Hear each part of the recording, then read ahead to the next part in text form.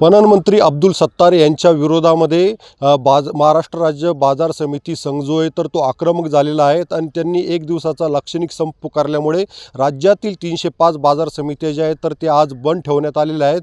आपण पाहू शकतात की मी लासलगाव बाजार समितीमध्ये आहोत, या ठिकाणी आहेत। लासलगाव बाजार समितीमध्ये या ठिकाणी दररोज कांदा, भुसारमाल, तेलबिया या शेतीमालाचे जे आहे तर ते मोठ्या प्रमाणात लिलाव होत असतात। या ठिकाणी शेकडो वाहनांमधून आवक येत असते आणि कोट्यवधी रुपयांची उलाढाल होत असते। मात्र आज बंद असल्या कारणाने आपण पाहू शकतात का या ठिकाणी शुकशुकाट आहेत, कारण की पुणे या ठिकाणी महाराष्ट्र राज्य बाजार समिती संघाची बैठक झालेली होती आणि त्या बैठकीमध्ये विविध प्रश्न आणि अडीअडचणी ज्या आहेत तर यावर तोडगा काढण्याची मागणी जी आहे तर पणन मंत्री अब्दुल सत्तार यांच्याकडे करण्यात आली होती। मात्र अब्दुल सत्तार यांनी कुठल्याही प्रकारचं जो आहे तर त्यावर उपाययोजना न करता त्या ठिकाणावरनं त्यांनी काढता पाय घेतल्यामुळे महाराष्ट्र राज्य बाजार समिती संघ जो आहे तर तो आक्रमक झाला आणि त्यांनी राज्य शासनाचं लक्ष वेधण्यासाठी आज या ठिकाणी बंद ठेवलेला आहे आणि यामुळे शेतकऱ्यांना आपला शेतीमाल विक्री करण्यासाठी आज गैरसोय झालेली आहेत।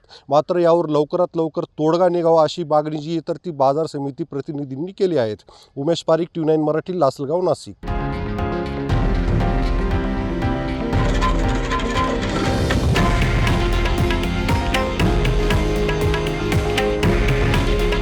हे आहे देशातील नंबर 1 न्यूज नेटवर्क आणि आपण पाहत आहात TV9 मराठी। काळजी तुमची, हित महाराष्ट्राचं।